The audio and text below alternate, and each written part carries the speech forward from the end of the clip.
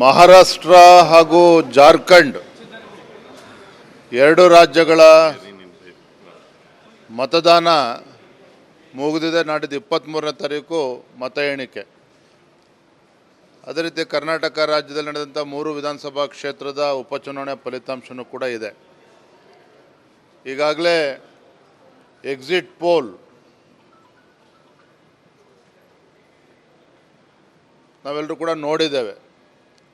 ಅದರಲ್ಲಿ ಸ್ಪಷ್ಟವಾಗಿ ಗೋಚರ ಆಗ್ತಾ ಇದೆ. ಮಹಾರಾಷ್ಟ್ರದಲ್ಲೂ ಕೂಡ BJP ನೇತೃತ್ವದ NDA ಕೂಟ, ಅದೇ ರೀತಿ ಜಾರ್ಖಂಡಲ್ಲೂ ಸಹ ಭಾರತೀಯ ಜನತಾ ಪಾರ್ಟಿ ಮತ್ತೊಮ್ಮೆ ಸ್ಪಷ್ಟ ಬಹುಮತದೊಂದಿಗೆ ಅಧಿಕಾರಕ್ಕೆ ಬರ್ತಕ್ಕಂಥದ್ದು ನಿಚ್ಚಳವಾಗಿ ನಮಗೆ ಕಾಣ್ತಾ ಇದೆ.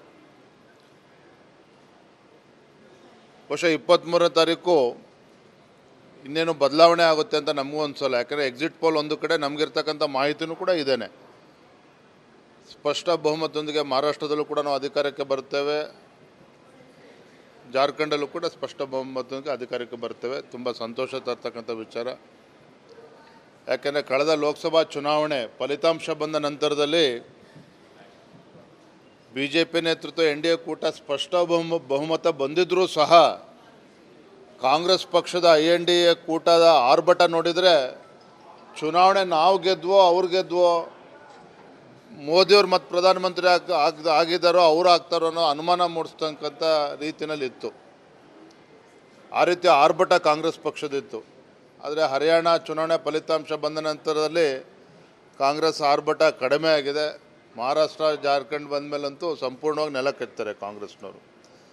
ಇನ್ನು ಕರ್ನಾಟಕ 3 ಕ್ಷೇತ್ರದ ಉಪಚುನಾವಣೆ ನನಗೆ ಸಂಪೂರ್ಣವಾಗಿ ವಿಶ್ವಾಸ ಇದೆ. ನಮ್ಮ ಕಾರ್ಯಕರ್ತರು ಸಂಪೂರ್ಣವಾಗಿ ಶ್ರಮವನ್ನು ಹಾಕಿದ್ದಾರೆ. BJP ಮತ್ತು JDS ಪಕ್ಷ ಒಟ್ಟಾಗಿ ನಾವು ಹೋರಾಟವನ್ನು ನಡೆಸಿದ್ದೇವೆ 3 ಕ್ಷೇತ್ರಗಳಲ್ಲಿ. ಹಾಗಾಗಿ 3 ಕ್ಷೇತ್ರದಲ್ಲೂ ಕೂಡ ಚನ್ನಪಟ್ಟಣದಲ್ಲಿ JDS, ಶಿಗ್ಗಾವಿ ಹಾಗೂ ಸಂಡೂರಿನಲ್ಲಿ ಭಾರತೀಯ ಜನತಾ ಪಾರ್ಟಿ ಗೆಲ್ತದೆ.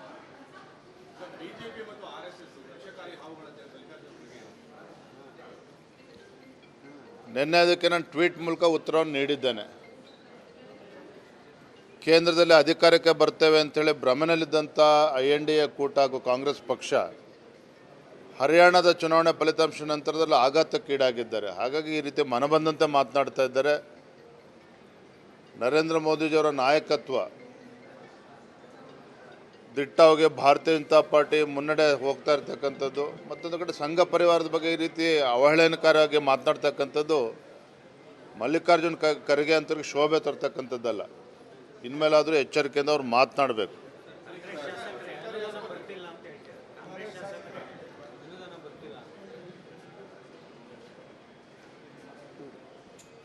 ಒಬ್ಬರು ಕಾಂಗ್ರೆಸ್ ಶಾಸಕರು 2 ತಿಂಗಳ ಹಿಂದೆನೇ ಹೇಳಿದ್ದಾರೆ, ಆತ್ಮಹತ್ಯೆ ಮಾಡ್ಕೋಬೇಕು ಅಂದ್ಕೊಂಡಿದ್ದೇನೆ ಅಂತೇಳಿ ಕಾಂಗ್ರೆಸ್ ಪಕ್ಷದ ಶಾಸಕರು ಹೇಳಿದ್ದಾರೆ, ರಾಜು ಕಾಗೆ ಅವರು. ಮತ್ತೊಬ್ಬರು ಕಾಂಗ್ರೆಸ್ ಶಾಸಕರು ಹೇಳಿದ್ದಾರೆ, ನಾನು ಈ ಆಡಳಿತ ಪಕ್ಷ ಕಾಂಗ್ರೆಸ್ಸಲ್ಲಿ ಶಾಸಕ ಆಗಿರ್ತಕ್ಕಂಥ ದುರ್ದೈವ ಶಾಸಕ ಆಗಿರೋದು ಅನ್ನುವ ಮಾತನ್ನು ಕೂಡ ಹೇಳಿದ್ದಾರೆ. ಬಹುಶಃ ಹಿಂದೆಂದೂ ಕೂಡ ಈ ರೀತಿ ಪರಿಸ್ಥಿತಿ ರಾಜ್ಯದಲ್ಲಿ ಯಾರೂ ಕೂಡ ಕಂಡಿರಲಿಲ್ಲ. ಎಲ್ಲೋ ಒಂದು ಕಡೆ ಸಿದ್ದರಾಮಯ್ಯನವರು 15 ಬಜೆಟ್ಗಳನ್ನು ಮಂಡನೆ ಮಾಡಿದ್ದೇನೆ ಅಂತೇಳಿ ತಮ್ಮ ಬೆನ್ನನ್ನು ತಾವು ತಟ್ಕೊಳ್ತಕ್ಕಂಥ ಸಿದ್ದರಾಮಯ್ಯನವರು ಎಲ್ಲೋ ಒಂದು ಕಡೆ ಗ್ಯಾರಂಟಿಗಳ ಅನುಷ್ಠಾನದಲ್ಲೂ ಕೂಡ ವಿಫಲರಾಗಿದ್ದಾರೆ. ಗ್ಯಾರಂಟಿಗಳನ್ನು ಅನುಷ್ಠಾನ ಮಾಡೋದಕ್ಕೆ ಹಣವನ್ನು ಕೂಡ ಕ್ರೋಢೀಕರಿಸೋದಕ್ಕೂ ಸಾಧ್ಯ ಆಗ್ತಾ ಇಲ್ಲ ರಾಜ್ಯ ಸರ್ಕಾರಕ್ಕೆ. ಹಾಗಾಗಿ ಆಡಳಿತ ಪಕ್ಷದ ಶಾಸಕರು ಹತಾಶರಾಗಿದ್ದಾರೆ. ಒಂದು ಕಡೆ ಶಾಸಕರಾಗಿ ತಮ್ಮ ಕ್ಷೇತ್ರದಲ್ಲಿ ಅಭಿವೃದ್ಧಿ ಕಾಣ್ತಾ ಇಲ್ಲ, ಮುಖ್ಯಮಂತ್ರಿಗಳ ಅನುದಾನವೂ ಕೂಡ ಕೊಡ್ತಾ ಇಲ್ಲ. ಹಾಗಾಗಿ ದಿನೇ ಕಾಂಗ್ರೆಸ್ನಲ್ಲಿ ಇವತ್ತು ಅಸಮಾಧಾನ, ಇವತ್ತು ಸ್ಫೋಟ ಆಗ್ತಾ ಇರ್ತಕ್ಕಂಥ ನಾವು ನೋಡ್ತಾ ಇದ್ದೀವಿ. ಮುಂದಿನ ದಿನಗಳು ಇನ್ನೂ ಕೂಡ ಹೆಚ್ಚಾಗ್ತದೆ.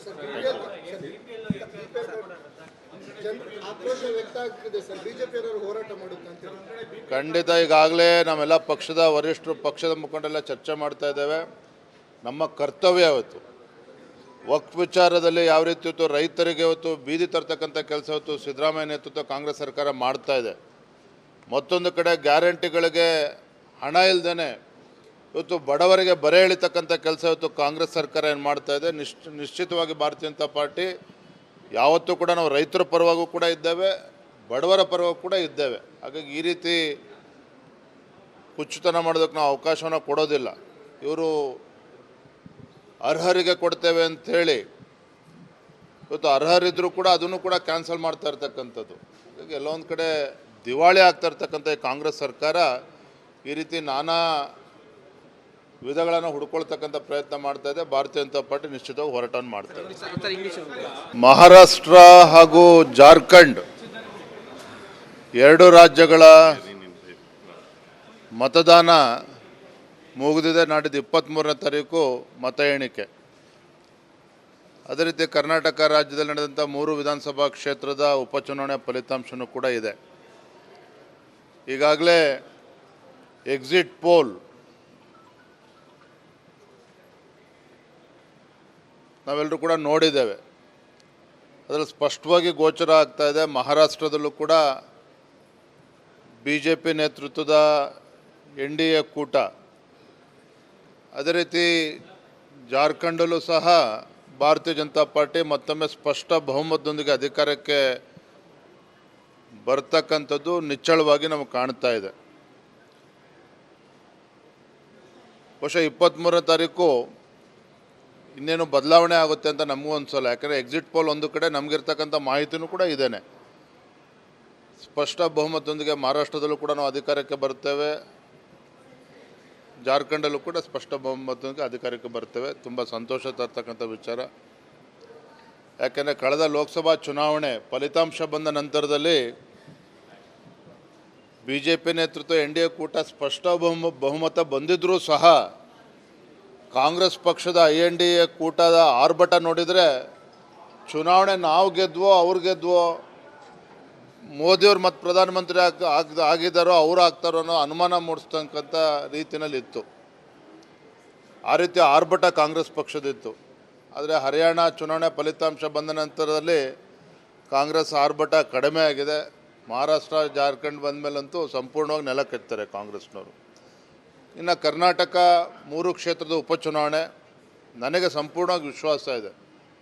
ನಮ್ಮ ಕಾರ್ಯಕರ್ತರು ಸಂಪೂರ್ಣವಾಗಿ ಶ್ರಮವನ್ನು ಹಾಕಿದ್ದಾರೆ. BJP ಮತ್ತು JDS ಪಕ್ಷ ಒಟ್ಟಾಗಿ ನಾವು ಹೋರಾಟವನ್ನು ನಡೆಸಿದ್ದೇವೆ 3 ಕ್ಷೇತ್ರಗಳಲ್ಲಿ. ಹಾಗಾಗಿ 3 ಕ್ಷೇತ್ರದಲ್ಲೂ ಕೂಡ ಚನ್ನಪಟ್ಟಣದಲ್ಲಿ JDS, ಶಿಗ್ಗಾವಿ ಹಾಗೂ ಸಂಡೂರಿನಲ್ಲಿ ಭಾರತೀಯ ಜನತಾ ಪಾರ್ಟಿ ಗೆಲ್ತದೆ.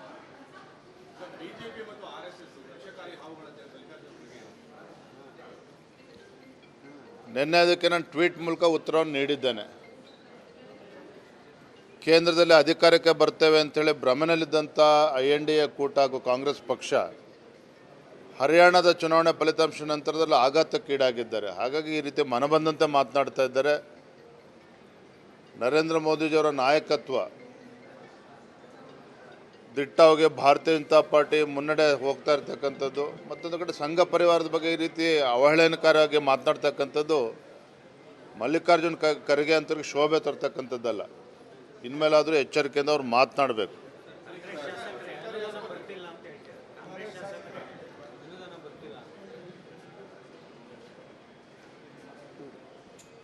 ಒಬ್ಬರು ಕಾಂಗ್ರೆಸ್ ಶಾಸಕರು 2 ತಿಂಗಳ ಹಿಂದೆನೇ ಹೇಳಿದ್ದಾರೆ, ಆತ್ಮಹತ್ಯೆ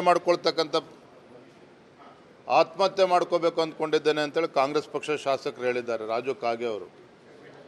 ಮತ್ತೊಬ್ಬರು ಕಾಂಗ್ರೆಸ್ ಶಾಸಕರು ಹೇಳಿದ್ದಾರೆ, ನಾನು ಈ ಆಡಳಿತ ಪಕ್ಷ ಕಾಂಗ್ರೆಸ್ಸಲ್ಲಿ ಶಾಸಕ ಆಗಿರ್ತಕ್ಕಂಥ ದುರ್ದೈವ ಶಾಸಕ ಆಗಿರೋದು ಅನ್ನುವ ಮಾತನ್ನು ಕೂಡ ಹೇಳಿದ್ದಾರೆ.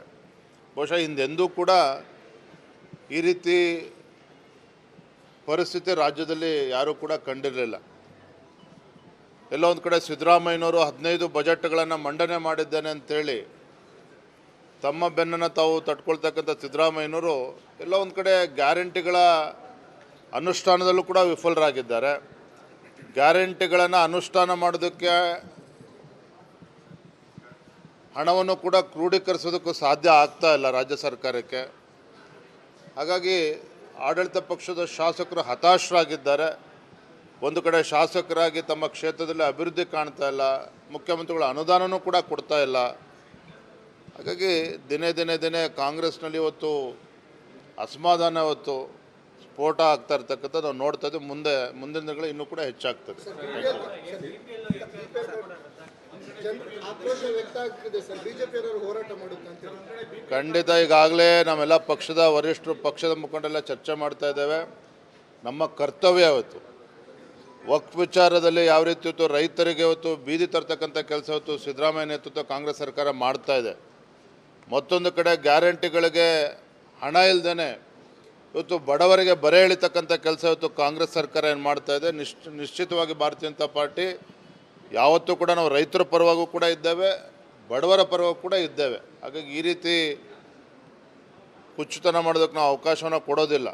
ಇವರು ಅರ್ಹರಿಗೆ ಕೊಡ್ತೇವೆ ಅಂಥೇಳಿ ಇವತ್ತು ಅರ್ಹರಿದ್ದರೂ ಕೂಡ ಅದನ್ನು ಕೂಡ ಕ್ಯಾನ್ಸಲ್ ಮಾಡ್ತಾ ಇರ್ತಕ್ಕಂಥದ್ದು. ಹಾಗಾಗಿ ಎಲ್ಲೊಂದು ಕಡೆ ದಿವಾಳಿ ಆಗ್ತಾ ಇರ್ತಕ್ಕಂಥ ಈ ಕಾಂಗ್ರೆಸ್ ಸರ್ಕಾರ ಈ ರೀತಿ ನಾನಾ ವಿಧಗಳನ್ನು ಹುಡ್ಕೊಳ್ತಕ್ಕಂಥ ಪ್ರಯತ್ನ ಮಾಡ್ತಾ ಇದೆ. ಭಾರತೀಯ ಜನತಾ ಪಾರ್ಟಿ ನಿಶ್ಚಿತವಾಗಿ ಹೋರಾಟವನ್ನು ಮಾಡ್ತಾ ಇದೆ.